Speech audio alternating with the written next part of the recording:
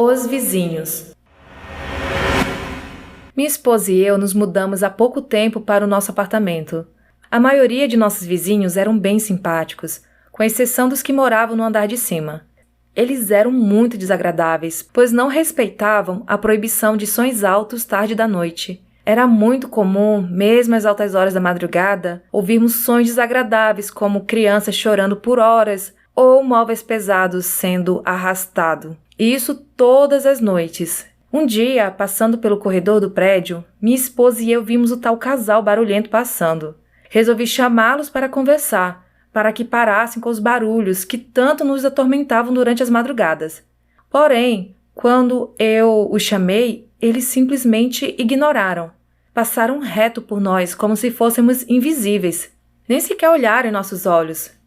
Continuaram andando e olhando para frente, sérios, como se nem fosse com eles. Indignado, eu os vi seguir sem olhar para trás, virar uma curva e ir embora. Aquilo era um absurdo. Como se não bastasse a barulheira na madrugada de choros e gritos, agora eles passam e nem olham na nossa cara. Eu precisava tomar uma atitude sobre tudo isso. Então falei para minha esposa que iria levar essa questão para a próxima reunião do condomínio, e lá jogaria tudo no ventilador. Minha esposa pediu para eu deixar para lá, mas eu estava determinado a levar aquilo para frente. Iria expor tudo que estava nos incomodando há tanto tempo, e alguma providência deveria ser tomada. Passaram-se alguns dias até que chegou a reunião. Muitos moradores do prédio estavam presentes, porém, não vimos o casal do andar de cima. Achamos isso até bom, pois evitaria o constrangimento de termos que falar tudo na frente deles. Quando tomei a palavra, falei tudo o que estávamos passando. Os sons altos de madrugada, que não podíamos dormir à noite por conta dos gritos, choros e barulhos desagradáveis que vinham do andar de cima do nosso apartamento. Quando eu terminei de expor toda a situação, ao invés de ver no rosto dos meus vizinhos olhares de compreensão e solidariedade, como eu esperava, eles estavam todos muito sérios e com um semblante estranho. Foi então que o morador mais antigo me contou que não havia ninguém morando no andar de cima fazia meses e que o apartamento estava vazio. Ele falou que lá morava uma família, o marido, a esposa e seus filhos pequenos. Mas devido a uma tragédia, o marido e as crianças faleceram, deixando a mulher devastada pelo luto. Ela foi embora e ninguém sabe para onde. Apenas que deixou o apartamento para trás, permanecendo vazio até hoje. Eu e minha esposa ficamos chocados. Havíamos visto o casal há poucos dias. Como isso era possível? Sei que, após essa reunião, os barulhos pararam. Nunca mais ouvimos nenhum som vindo do apartamento de cima. Bom, gente, e é isso o relato. Muito obrigada a você que enviou no e-mail.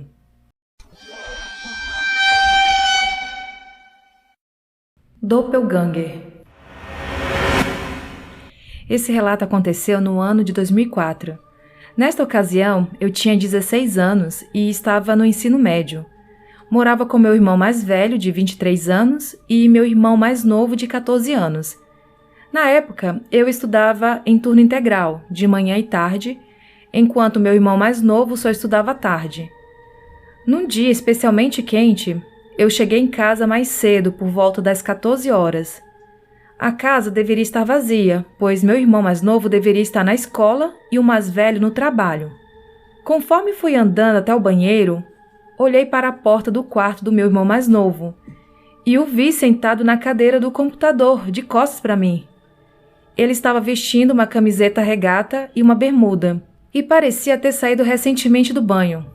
Como ele estava de costas e de headset, eu falei em voz bem alta. Fala, cara. Foi pra escola, não? Imaginando que ele não me ouviria direito por conta dos fones. Ele lentamente virou a cabeça para mim e me olhou com uma cara séria, com um olhar frio, se virando muito devagar, estranhamente devagar. Ele me encarou por uns 2 segundos e voltou a ficar de costas para mim, olhando para o computador. Detalhe, o PC estava com a tela preta e parecia estar desligado. Na hora fiquei meio arrepiado, mas pensei que talvez ele estivesse tentando me assustar. Resmunguei alguma coisa e continuei em direção ao banheiro. Foi quando ouvi, assim que eu estava prestes a entrar no banheiro, a chave da porta da sala. Alguém estava chegando em casa. Achei estranho e esperei para ver quem iria abrir a porta. E era o meu irmão mais novo, vindo da rua, de uniforme da escola, visivelmente suado e vermelho por conta do sol escaldante que fazia lá fora. Travei por um segundo.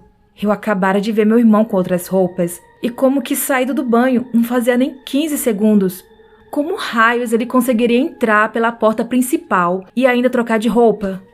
Fui correndo para o quarto do computador e ele estava vazio. Olhei espantada para o meu irmão, que não estava entendendo nada. Perguntei: Cara, você acabou de chegar? O que você acha? Óbvio que sim. Ele respondeu. Era impossível ele, em um momento, estar com uma roupa e de banho tomado e, em poucos segundos, ele chegar suado da rua vestindo o uniforme da escola. Fiquei confuso e com medo e saí de casa e o deixei sem entender nada, só voltando algumas horas depois. Quando voltei para casa, meu irmão já havia tomado banho e trocado de roupa. E adivinhe só, ele estava usando uma camiseta regata e uma bermuda, exatamente a mesma roupa que ele usava quando eu supostamente o vi pela primeira vez. Na época, eu ainda não tinha ouvido falar sobre o fenômeno de doppelganger. Porém, mesmo tendo conhecimento que é um fenômeno que ocorre com algumas pessoas, ainda não sei explicar o que aconteceu naquele dia. Esse é mais um relato que eu recebi no e-mail e enviado pelo Pedro Pimenta. Final de semana na Casa Colonial. Minha segunda experiência sobrenatural aconteceu no final do mês de julho de 2020. Digo sobrenatural entre aspas, pois eu acredito que há explicação. Uma lógica para tudo, até para aquilo que definimos como paranormal. Pois bem, seja lá o que tenha sido aquilo, ocorreu numa casa próximo ao topo da Serra de Maranguape, em Fortaleza, no Ceará. Essa ida à serra foi planejada junto com uns amigos, mas nem todos foram. Saímos em 4 amigos, eu, Augusto, Tadeu, Rebeca e Lívia. O nome dos meus amigos troquei para preservar a privacidade dessas pessoas. Fomos à serra no entardecer de um sábado. Já estava escuro e precisávamos fazer uma árdua subida. Felizmente, um jumento ajudou a carregar as mochilas. Caso contrário, teria levado umas 5 horas. É uma subida muito íngreme, sem iluminação e com a trilha bastante acidentada. Finalmente chegamos na casa, que era espaçosa, mas bem antiga, de estilo colonial. Dá para facilmente imaginá-la sendo erguida na época em que ainda existiam escravos. Outro aspecto que nos passou a sensação da antiguidade da casa foi o fato de não haver eletricidade e o sinal de celular que raramente pegava. Na primeira noite, apenas nos assentamos e ficamos conversando sob a luz das estrelas. Foi tudo muito tranquilo. Bom, nem tanto, pois já era tarde da noite e meu amigo Tadeu já estava dormindo e a Rebeca me chamava com insistência. Ela disse que estava ouvindo um barulho estranho na cozinha e então eu fui checar. Era no fogão. Apesar dessa casa ser antiga e usar um forno a lenha, havia um fogão a gás de 4 bocas, com tampa de vidro e uma porta para o forno. Era estranho, dava para escutar esporadicamente o som de batidas fortes nesse fogão, como se fossem nas suas laterais de metal ou na parte interna, onde fica o forno. Essas batidas aumentaram depois que eu me aproximei, como se reagisse à minha presença. A primeira coisa que eu fiz foi checar por baixo, por trás e por dentro do fogão, iluminando com uma lanterna, para ver se era algum bicho, mas não havia nada. E era pouco provável que houvesse, pois ele estava limpo e vazio, e não estava sendo usado por falta de botijão. Não havia absolutamente nada nele, nem próximo, mas o barulho de batidas continuava. Também não tinha como ser estalos de dilatação e contração térmica. Eu conheço esses barulhos e não são tão altos assim. Nunca ouvi algo parecido. Por último, havia um padrão na frequência dessas batidas, que foi aumentando na minha presença, como se tivesse a intenção de me assustar ou se fazer notar. Como nessa época eu já acreditava em espíritos, eu resolvi perguntar alguma coisa para ser respondido com batidas. A partir disso, as batidas praticamente cessaram e só voltaram a ser frequentes quando eu saí de perto do fogão ou da cozinha. Eu achei muito interessante, pois tenho uma enorme curiosidade em relação ao sobrenatural e até com uma certa empolgação. Mas subir a serra foi cansativo e já era tarde.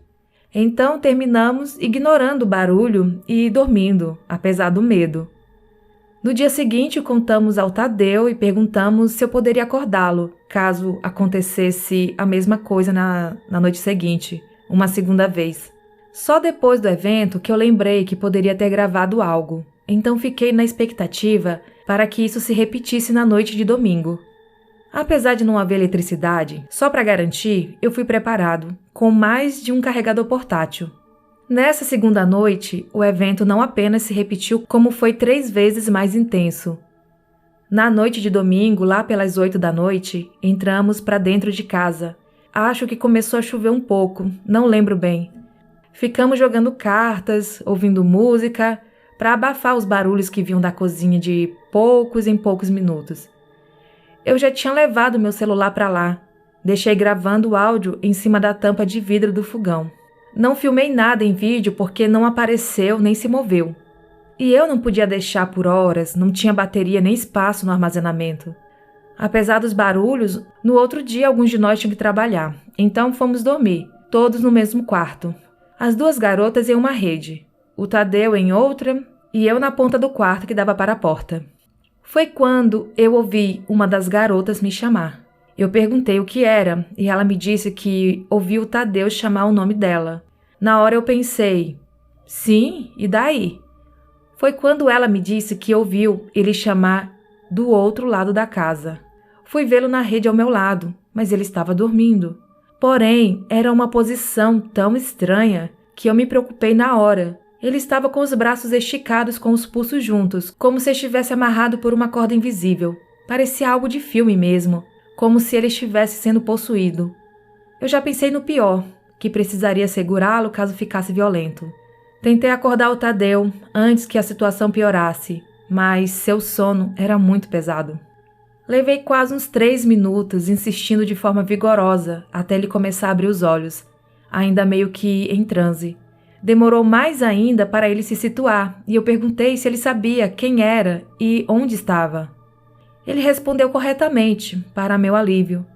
Depois eu perguntei se ele teve algum pesadelo e ele descreveu que tinha sonhado que estava amarrado e tinha uma cobra e um rato em cima dele, algo assim. Me disse também que tinha rondado a casa, enquanto dormia, como se tivesse saído do corpo. Chegou até a me ver perto do fogão, numa cadeira de plástico. E eu, durante a noite, de fato, havia feito algumas vigílias de frente ao fogão. Ele disse também que viu 2 homens negros, uma mulher negra bonita com brincos azuis e um homem branco procurando um chapéu. Esse meu amigo é sensível a esse tipo de coisa. Inclusive já participou da religião Umbanda. Por conta disso, eu tentei manter ele acordado e impedir dele ir na cozinha, para evitar que fosse possuído, pirasse ou algo do tipo. As meninas, por sua vez, estavam com tanto medo que mijaram num penico para não ir ao banheiro. Enquanto isso, as batidas continuavam, esporadicamente, com um intervalo médio de 10 minutos entre cada uma delas. Algumas pancadas eram bem fortes mesmo. Apesar de eu não ter muito medo, instintivamente permaneci em vigília. Eu quis muito dormir naquela noite, mas sempre que eu me sentia prestes a dormir, alguma pancada forte me dava um susto. Perto das 2 da manhã, uma dessas pancadas foi tão forte que eu levantei, xingando com raiva. Xinguei os supostos espíritos e os provoquei bastante, me aproximando do fogão. Os barulhos mudaram um pouco e eu ouvi algo que parecia estar sendo raspado. Nessa hora, eu senti um medinho, não vou mentir. Não tenho muito medo de espíritos porque minha curiosidade sempre fala mais alto. É porque eu não tenho tanto medo de morrer assim.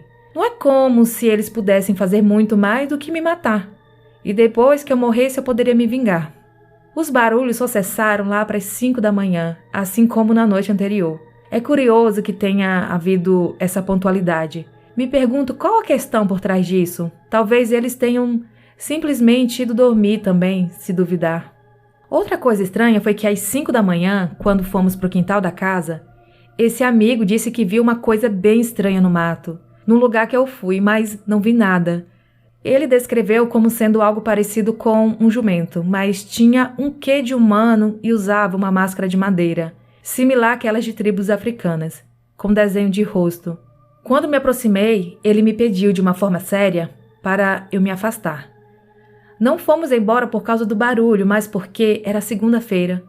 Porém, as meninas tiveram tanto medo que não me deixaram falar uma vírgula sequer sobre aquilo.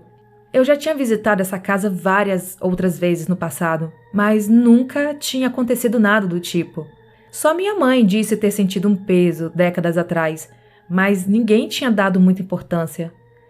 Imagino que esse meu amigo seja um catalisador, ou que se eu não o levar, nada ocorrerá. Pretendo ir lá novamente, em um futuro próximo. Espero que algo assim se repita novamente. Esse relato eu recebi no e-mail e é interessante, né, que eu acredito nisso que o rapaz falou, sobre ter uma pessoa que influencia, né, nessas energias, que estimula essas assombrações, porque ele já tinha ido nessa casa antes e nunca aconteceu nada. Infelizmente o passeio não proporcionou descanso para vocês, né? Infelizmente ou felizmente, porque pelo que eu vi você gosta, né? Ai, se fosse lá eu voltaria também. Não voltaria sozinha, voltaria acompanhada. Deve ser legal, né, essas adrenalinas fantasmagóricas.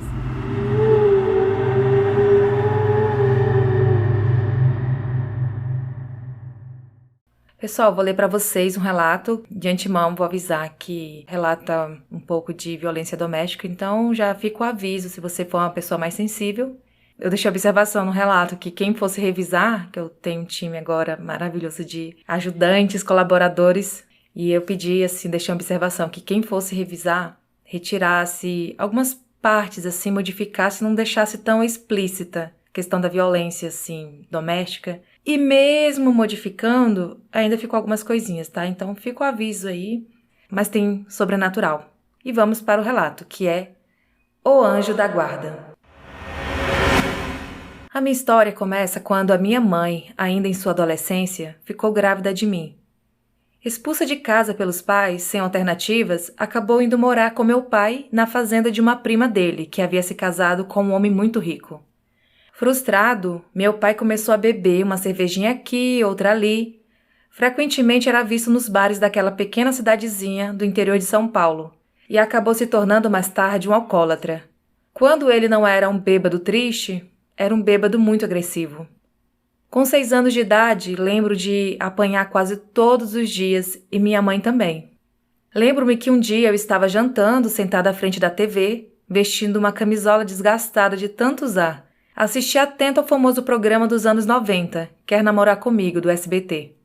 De repente, meu pai entrou pela porta da frente, extremamente embriagado, aos berros, e percebemos que seria mais uma noite de agressões.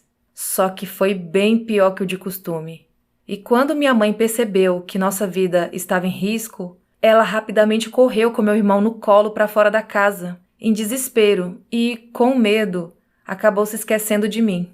O medo me paralisava, minhas lágrimas corriam pelo meu rosto. Eu berrava, pedia para ele parar. Com 6 anos, eu não sabia como reagir a tamanha crueldade. Meu pai então tentou me agredir e naquele momento, algo sobrenatural aconteceu.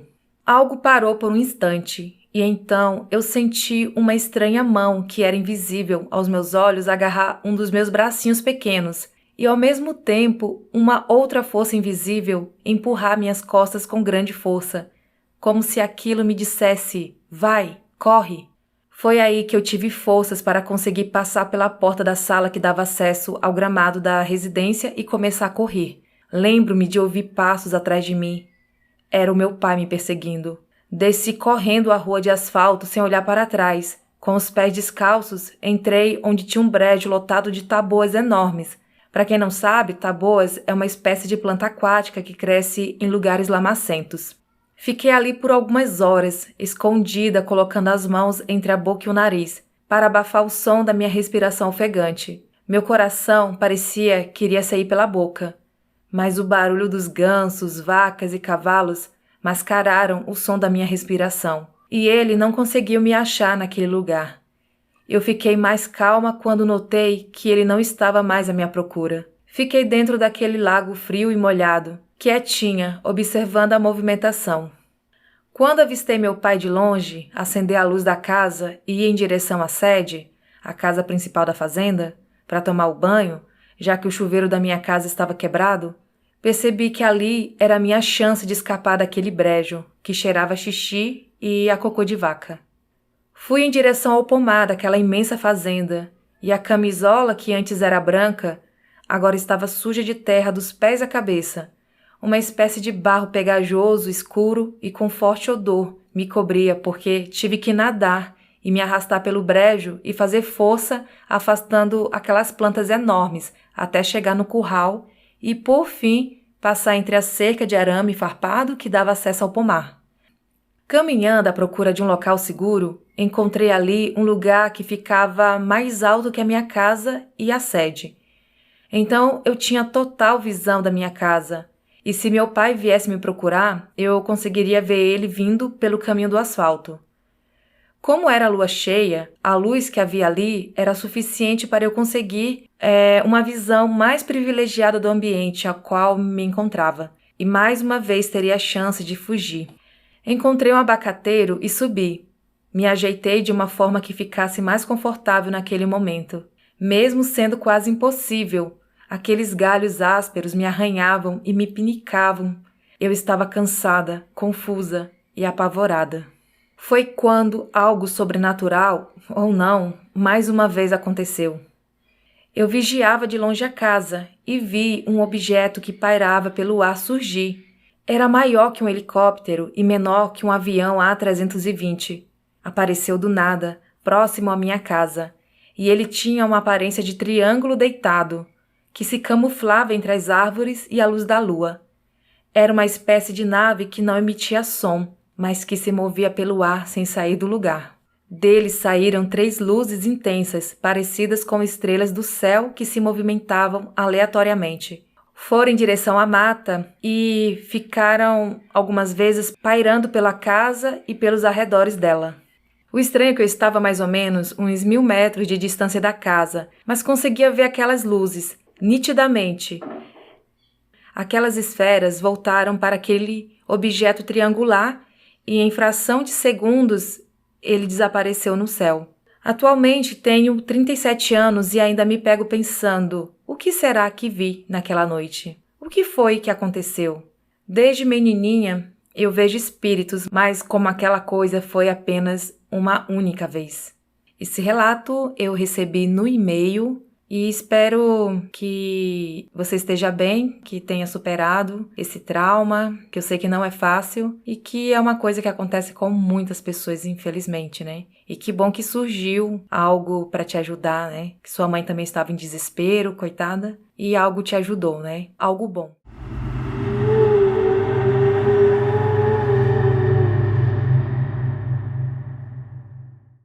Bom, gente, estes foram os relatos de hoje. O episódio saiu um dia atrasado, motivo doença na família felina, mas está tudo se ajeitando.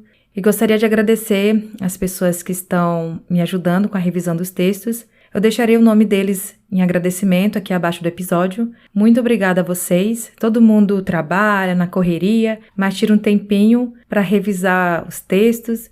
Por enquanto, o time está completo, eu acho que já está suficiente, tá bom? Quando precisar novamente, eu aviso aqui para vocês. E se você tem alguma história sobrenatural para contar, envie seu relato para o e-mail assustadoramente@outlook.com. Não esqueça de informar se quer que seu nome seja mencionado no episódio. Nome, cidade, coloque expressamente no e-mail, tá bom? Siga o Instagram assustadoramente_podcast, entre para o grupo do Telegram, compartilhe as postagens, ajuda bastante. E se você puder, você pode ajudar financeiramente lá no site do Apoia-se, que é apoia.se/assustadoramente. Você pode assinar plano mensal a partir de R$5. E você pode fazer uma contribuição pelo Pix, que é o assustadoramente@outlook.com. E para finalizar, qualifique o podcast, de preferência dando 5 estrelinhas. E segue lá no YouTube também. O canal tá monetizado, só que não tem visualização. Se eu tivesse minhas visualizações, que eu tenho aqui no Spotify, estaria maravilha. Mas eu não tenho lá muita coisa, não. Então, se quiser deixar rodando a playlist, fazer igual as mulheres fazem, deixa rodando a playlist lá para monetizar. Tá bom, gente? Até o próximo episódio. Obrigada quem chegou até aqui.